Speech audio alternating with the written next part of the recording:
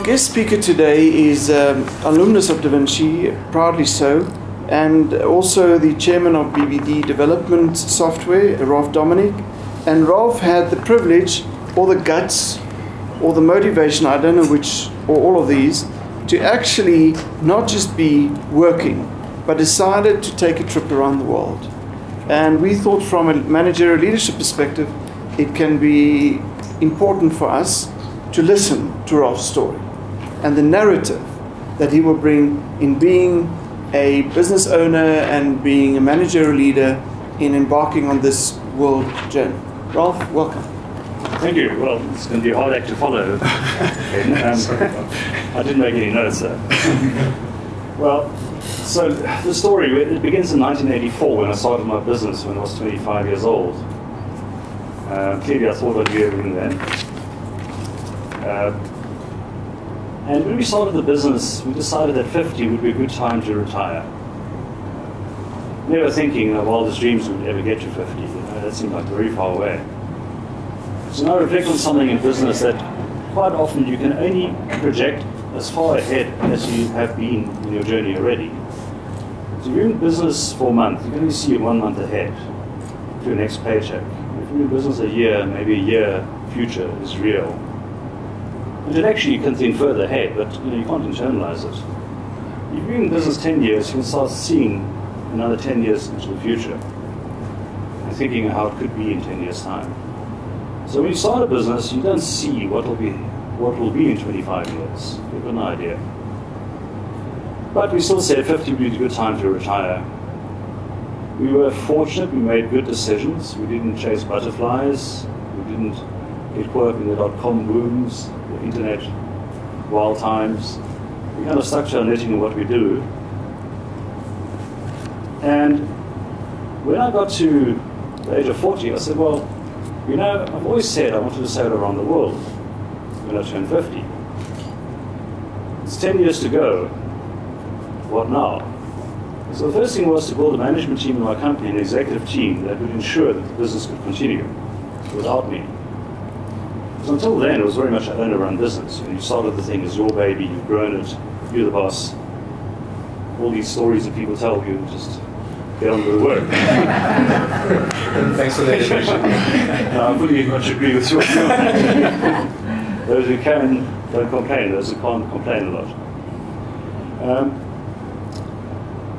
So I was fortunate enough to build a management team, an executive team with participation, equity participation, that proved to be very solid.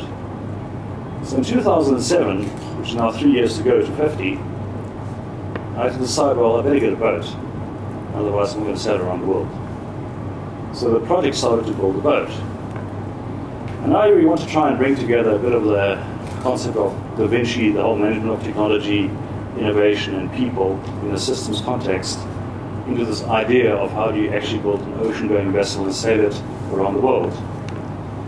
So I was fortunate enough to take this vessel to the North Pole and the South Pole, or as close as you can get with a boat. We were also, just sheer accident, the first South African vessel to get through the Northwest Passage, which is the area over the top of Canada that connects the west and the east. Now, put the Northwest Passage into context, we were the 100th vessel in history to have achieved that passage. The first passage was done by Munson, the same guy who got to the South Pole in 1904. Well, I was blissfully unaware of it at the time, until the University of Cambridge got hold of me and said, the Scott Polar Research Institute, and said, congratulations, you're the 100th vessel and the first South African vessel ever. Interesting enough, the Northwest Passage was searched for from the 1500s. In the 1500s, the Caribbean was called the Spanish Lake. Spain had control of the entire Caribbean. If any British ship ventured in there, especially British, they would just burn the sailors as heretics. That was their excuse. But really they were protecting Panama. The isthmus of Panama was theirs, and that gave them a competitive advantage in the trade with the East. Any other vessel had to sail around Cape Horn, which added 9 months to the journey. So you can imagine the advantages that Spain had. So all other nations were desperately looking for another way around the world to get to the other side, to Asia. So this mythical Northwest Passage existed, which was really mythical. And it took 500 years roughly to find it. Many, many explorers like Cabot, Davies, Baffin, and eventually they gave up because it was too much ice. Wherever ships were getting stuck in the ice and getting lost. And then the Napoleonic Wars, exploration stopped. And in 1840, the whalers who operated up there were reporting that the ice was disappearing. You know this mythical global warming thing we've got right now? Well, it started in 1840. The ice was starting to disappear, long before industrialization. So the British launched a new expedition with Franklin, who was a very bad choice. They didn't pick the right person for the right job there. Anyway, both ships got lost. The Terror and Erebus got lost in the ice, and they launched a massive expedition to find him. Lady Franklin, his wife, was kind of in Parliament all the time pushing for a rescue mission. And the rescue mission actually over the next 3 years found the Northwest Passage, but it was iced up, couldn't get through it. It was only Amundsen then, what was it, 60 years later, that actually got a successful transit of the passage over 3 years. But to build such a vessel, you know, that's capable of doing this, you have to engage with the technology, the management of technology. So you say, I'm going to build a vessel that can go to the North Pole and South Pole. What do you need to do?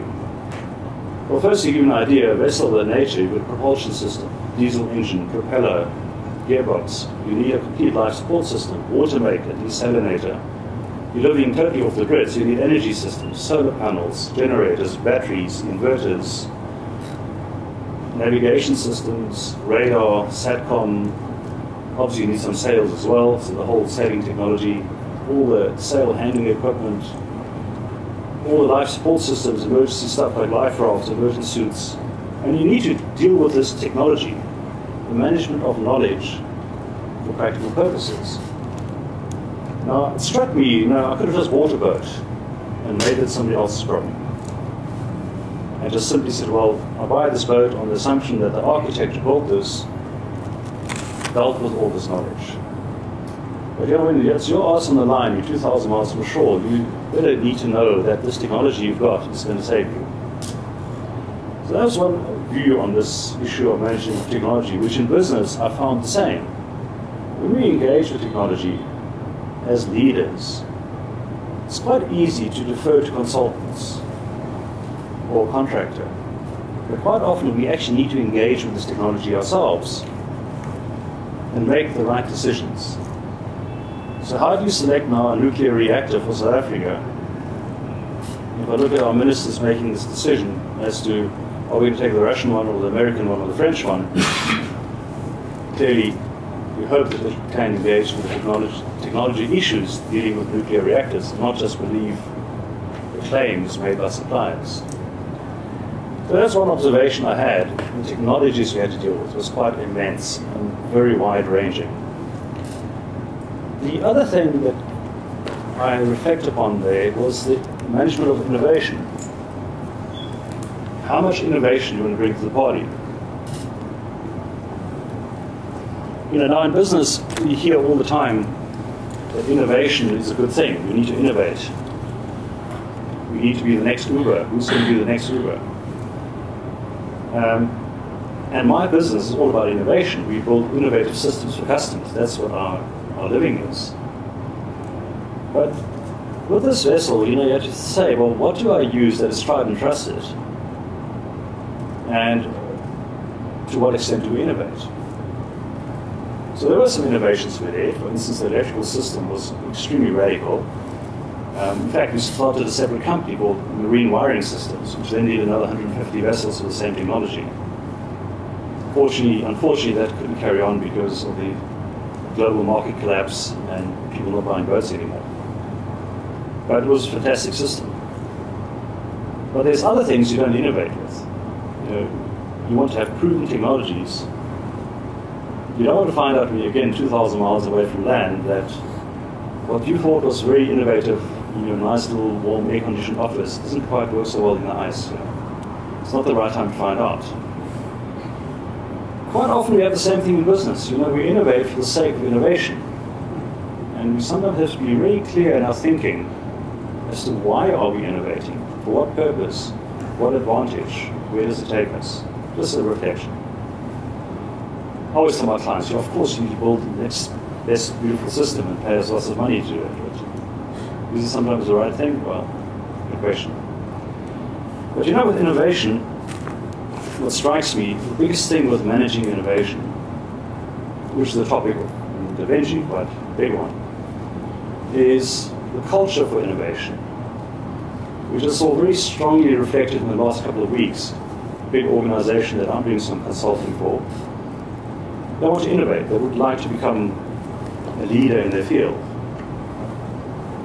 But in their IT departments, they pride themselves about the lack of failures. Look, we haven't had a single outage in the last year. That's the big metric. Now, who's the most innovative bank in South Africa? Would anyone say here? Sorry? Capitec. And the big four?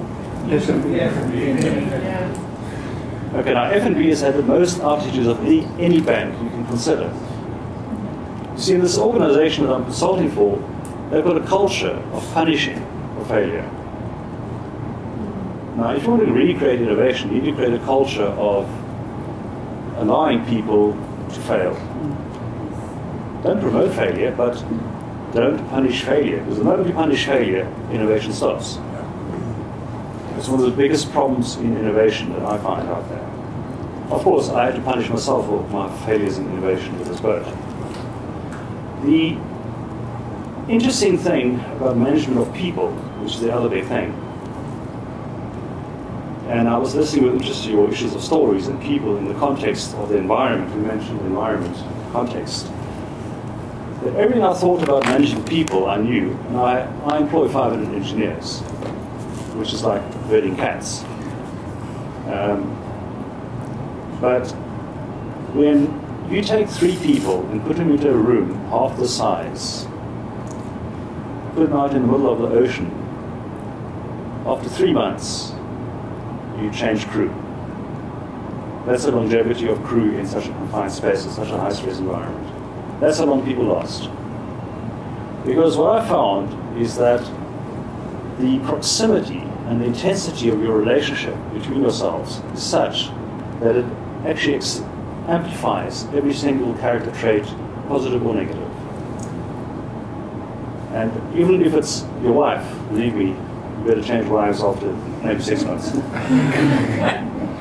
So it is quite an eye-opener to see just how the spatial and temporal issues focus the defects of people. And if you ask those people to tell stories, I bet you hear some very interesting stories about my defects, not just theirs. So whatever I thought I knew about management of people, in that context became very different. And I have to marvel at submarines. How do they exist for 6 months underwater? Well, they do have a military discipline structure which actually suppresses many of these things, which is maybe a thought, these 2 different poles to think about in your research. And then finally, the last one on this is obviously the systems thinking. Thinking about a system. Now the vessel is a system, clearly. Imagine taking everything you own, every single item, electronic products, your motor vehicle, your motorbike, your jet ski, and you put it into a 44-foot shipping container, add salt water, and shake it for 2 years. That's a vessel in terms of complexities. So the decisions you make in designing this vessel, you really have to think of it as a system, as an interrelated system. For example, if you want speed, you want to reduce weight. If you increase speed, you reduce weight, you have to reduce fuel capacity, because fuel is the biggest weight, which limits your operational parameters. So you have to find this compromise between all these different competing things in the system.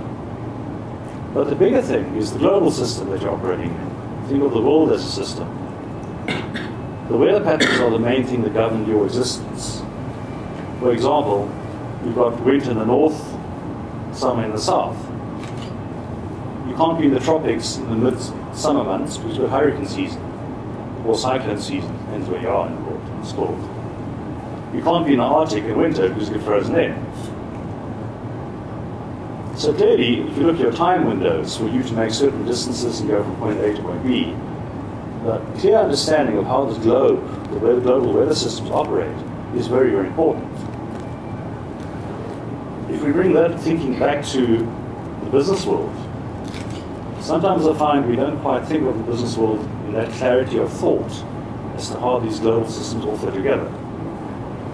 For example, if you take our much discussed new visa regime, there's much talked about the biometric stuff and especially the unabridged birth certificate for kids and all that. You know what the biggest damage actually has been so far? It's been the necessity for a transit visa to pass through South Africa. What has happened? South Africa is, from being the hub for travel in Southern Africa, that has now been given to the UAE. We're no longer that. So the unintended consequences we see of making decisions, something innocuous like that, ends up resulting in South Africa giving away its position as the gateway to Africa. It's not actually the UAE who's the gateway to Africa. So the systems thinking, I think the vessel in the ocean as being a subsystem within a much bigger system, understanding how the subsystem operates, but also how it relates to its environment and how it can actually operate within this greater environment. They're actually interrelated systems. And getting the clarity of understanding when we look in an organization, at our industry, the country, is actually quite an intriguing topic to me. I've given you this basic view of management of technology, innovation, people, and thinking of as an entire system. So I'm open to questions. Okay. Any questions to Rolf about his experience on this 12 months? Yes, Alan? Thank you, Rolf. You tell a compelling story. How did you overcome your fear, the engine cutting out, of not coming back? Well, firstly, you've got an engine and you've got sails, so you never really rely on, the engine is like a secondary. You can always get by just with the sails. It'll just take a lot longer and expose you to weather conditions for far greater period and far greater risk. But Joshua Slocum, the first man who sailed around the world on his own in 1896, I think it was, he said, when people asked him, do you get scared? He says, no, I actually get more alive. Actually, what? I only feel more alive. That's question, Rolf. What has been your return on investment? Return on investment? Yes. Absolutely zero. It's cost a lot of money. It took 5 years. But frankly, it's been absolutely worth it. I mean, I've seen virtually every country in the world, been to the Arctic, to the Antarctic, everything in between. Seen, ate whale blubber with the Inuits, the Eskimos in the Arctic. Drank vodka with the Ukrainians in the Antarctic in the base over there, and whatever else you can imagine in between. So it's really been an experience beyond. How many of those? It's interesting. How many of those engagements with people are you taking forward, or is it? There have been too many, honestly, to remain in touch. There are a couple. I do get emails from people, probably in the region of 10, 15 a week or so. I've contacted you, but they sort of, after a while, they kind of dissipate. But there's a couple. There's one, for instance, the curator of the museum in Newfoundland. He forever sends me an email and checking how things are going. And just a very interesting observation. The current speaking to a global system. yes. I think it's very important. The current Greek default, many of us have always sort of stayed out of it and seen it as a European problem. Yes. But it's so interesting that when they showcase the impact that it has, all of a sudden it's actually a problem for everybody. think us in South Africans, because we think we are very far from the rest of the world, the recent research has shown that we actually never survived. It was just a question of when does it get to us. And it was quite amazing just observing this outside of it. And how actually in the European powers themselves, today, actually they never survived. It's not like, it's almost like it was like taking or leaving.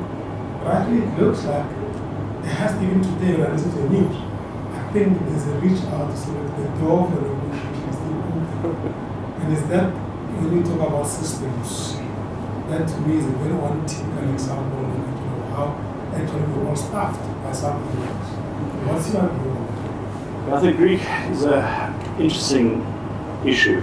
It is a complex system. You must remember that Europe already wrote off a huge amount of debt in 2012. I don't know how many billions were written off in 2012 already by Germany, Italy, and France. The problem is the German population is saying so far no further.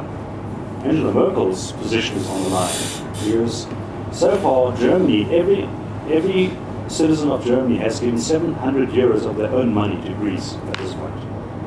That's what the cost has been to every person. The 80 million Germans have each given an average 700 euros. That's a lot of money. And the German population is saying, we're not going to keep on funding the Greeks. Simple. Now the reality with the Greeks is very simply, they're spending more money than they're making. And it's just getting into a hole where they're borrowing money in order to pay wages. And the lenders are saying, we're not prepared to do this. We cannot give you money.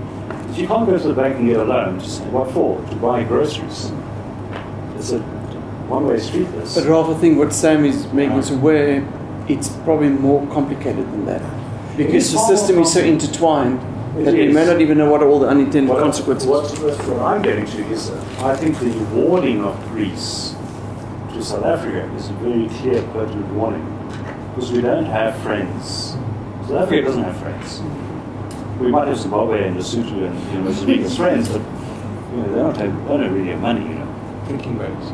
And if South Africa continues down this trajectory we're going right now, with expenditure exceeding income, if you look at last month now, the figures came out today, 5.4% decline in output in the last quarter. This is not balanced anymore. And our funding gaps become bigger and bigger. When you get to the tipping point, there's nobody to rescue South Africa. So we should be using that example what we see in Europe To be sensitive. that is looking after Greece, trying to do their best to ensure that this doesn't fail. It's so interrelated system. We don't have that here. We're on our own.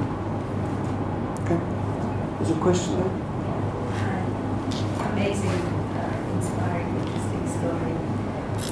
It sounds like a lot of thought and effort and resources, energy was put into creating this life-sustaining system in a completely uncontrollable, scary environment or world.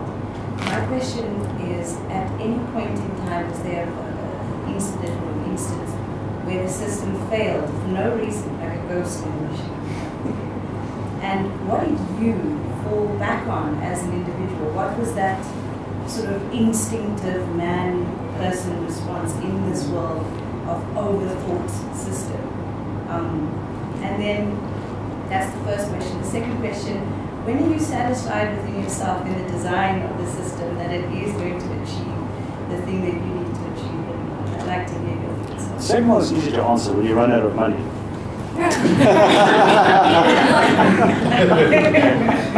Because that is unfortunately the reality with anything you do in a business. We might have all these aspirations, but ultimately there is a budget, right? So you want to do all these innovative things and wonderful ideas, but well, you need to wind your neck back in again to what you can actually realistically do. Can I interrupt on that one? If you ran out of money before you achieved your goal, would you have continued? Well, this is a very interesting question. I've read many books from a young age, and I'll just go back to my background a bit. I was born in Germany, so I'm a German citizen. My father built boats, and we lived in Namibia. And I actually grew up in the Biochar as a kid. 7 years I spent building fishing boats. My grandfather was in German submarines in the Second World War. My uncle was a captain of a deep-sea tug that went that capsized with the Rotational for the Common Star trying to rescue a barge. He's buried in here as Echo in Cape Town, because he didn't abandon the ship like the Greeks did. Excuse me. And so what I've read about people, you know, in voyages people have undertaken with minimal means, with no money, you know, if I think about how much money I spent on it, clearly I have to say at what point was I satisfied that this was enough for me, knowing intellectually that actually all you need is a boat with a sail and a couple of gallons of water. You know, you can live on like 10 liters of water a day in plastic cans. You don't need to have all this fancy desalination stuff. In fact, Joshua Slocum sailed around the world. He couldn't afford a watch, an accurate timepiece, you know, for celestial navigation.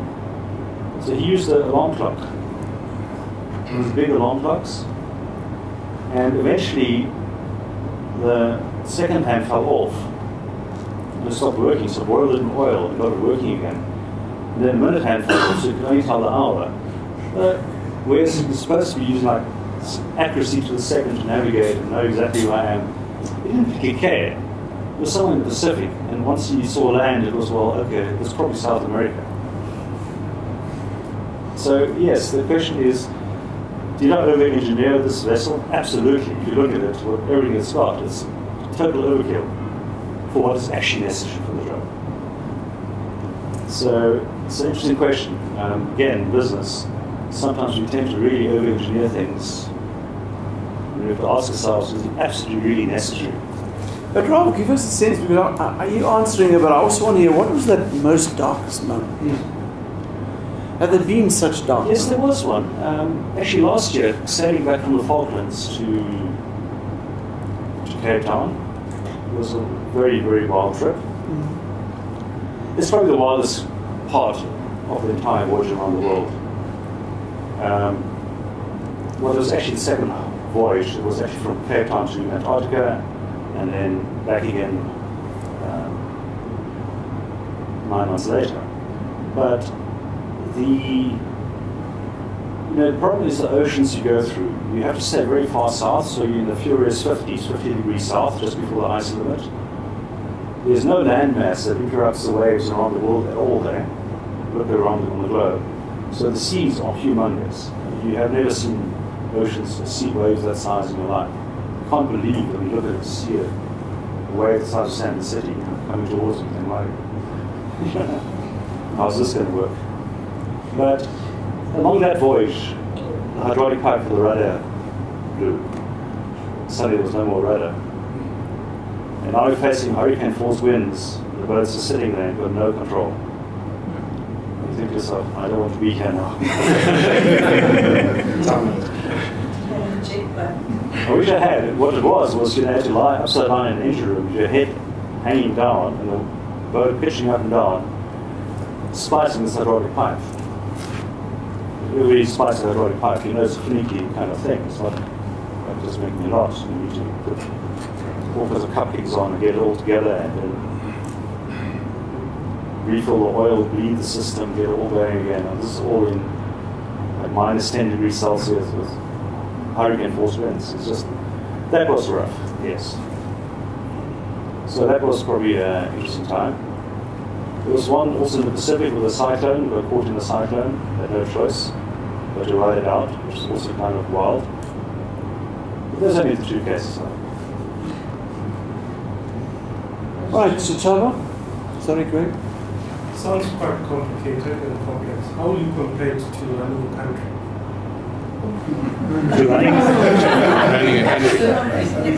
Running a country? Yeah. Gee. He may be considering Roth for president or something. I don't know. Well, I think running a country is the biggest issue would really be picking the right people. So I think you really have to be a very good leader. In this case, technologically it's a complicated thing. In terms of technology, the things you have to know, such a wide range of things. I think in terms of running a country, that kind of knowledge and ability to or assimilate all this kind of knowledge would be very helpful. So I don't see, if I look at what our esteemed leaders are doing, when you look at policies of the DTI in terms of the attitude of the new BE regulations where it's leaving industry right now, you look at Home Affairs, what they're doing with the visa stuff, in the context of looking at what's happening with unemployment, especially youth unemployment. You wonder if there's actually a central brain running the country. I reckon anybody here in this room could do a far superior job from what I can see. Because I can't see that there seems to be zero coordination, which comes back to your opening viewpoint. There seems to be a sense of gloom, perhaps. Okay. So I think in terms of would I compare to running a country, I don't think it's close because you don't have to deal with the people to that extent. But I think running the country, your biggest issue is picking the right people. And being very selective about what advice do you accept. What do you listen to? Great. Last comment. Were you serious about crew rotation in the 3 months? Absolutely. How did you plan? And then, because you're occupied all the time, so where did you find your crews? How did that work? Well, so what it was is you learn these lessons the hard way. The first crew member I had was from Durban to the Caribbean, but it was already given up front. He would only be there until that leg. His wife would only be lying away for that long. So that was kind of a good point. Then, son of a friend, he got his skipper's license and he wanted to come get some experience, so I said, come on board. And that was open-ended. But he kind of lost it to the Bahamas and then it was pack up and leave. Then another friend who was in the military with me wanted to come along for a leg. So a lot of people want to come along, and it naturally selects itself because very few people have the luxury of doing what I did in terms of being able to step away from business, still have the financial means to do this. Most people can only step away from their life for either because of family or business commitments, maybe for a sabbatical 3-4 months. So yes, I was extremely fortunate to be able to just do this for a couple of years and still run my business. Were you there without crew? Yes. That's interesting. Yeah. Yes, the longest leg was from Australia to South Africa. I did it on my own, which was quite an entertaining voyage. Firstly, to be totally on your own for 2 weeks is interesting. That was the longest single leg. It was from Cook Island to Reunion, just north of Mauritius. That was 2 weeks. So that's actually very interesting when you're completely alone for 2 weeks, the amount of time you have to think, the stories you tell yourself, and the voices you hear at night. Do you have any passport problems in the... Never. Unfortunately, I've got a German passport, so. South African crew did have a challenge all the time to get visas in time for the right places, and it was never a problem, really, a huge problem. It was always resolved, but it always took a bit of fancy footwork to ensure that you had, one South African crew member to get visas for French Polynesia, because it's French territory, and it could only be gotten in Tahiti, so it required a local flight across there to get a visa and back again. So some, yes, there are some problems with that, but I didn't have any issues. It's amazing, Germany has invaded more countries than any other nation in the world, yet it's welcome everywhere. That's weird. I know what's with Can I ask a question? Yes, you can ask the last question. The Ralph that left out of the business, Yes. and the Ralph that then came back in, Yeah. was it the same Ralph? Not at all. And were people, your people, accepting of the different Ralph? Well, they were happy that I didn't come back into the business because I empowered them to do the job. And for me to come back in there in any fashion, get involved in an executive role, would actually be counterproductive. But they've done fantastically well. So, in fact, what I do is still do what I did then, is attend board meetings every quarter. Which on the boat, fortunately, has got the SATCOM systems and video conferencing to do so from anywhere in the world. But yeah, they were happy to see me back here, but also, then there's too much. All right, thank you very much. Thank you very much, Rolf, also from our side. Here's a gift, the Da Vinci gift. Thank you. Important thing is you must unravel this problem and then you send us a WhatsApp or a SMS picture of showing us that you did solve the problem. I'll Google the answer. You can't Google the answer. Thank you very much. Thank you very much. And then just a reminder that there are still a few copies left of our coffee table book towards synergy. As you know, we did it with Lokutsa on leadership principles. For those of you who want to order some of those, you can do it with Storm or with Sushi. Thank you very much for your participation today. I'm looking forward to see you next month. Storm, who's our guest speaker?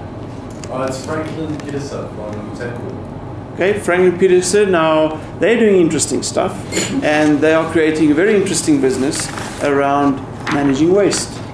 So I think it will be quite inspiring and interesting to listen to them. I don't know, it just reminds me, there was this program on television the other night on Rio, where Rio had to close their waste dump because it was just too problematic. And all the entrepreneurs that have developed from that waste dump, not because anybody created any special dispensation. The governor of Rio simply said, "Who wants the waste?" It's an amazing story, how they had to close it in one of the favelas and how it created. So I think the TED course speech will be particularly of interest to us. We are a growing city and our waste is getting more and more and more because we love buying stuff. Thank you very much. Please join us afterwards and have a discussion with Aiden and Rolf if you wish to. Thank you very much.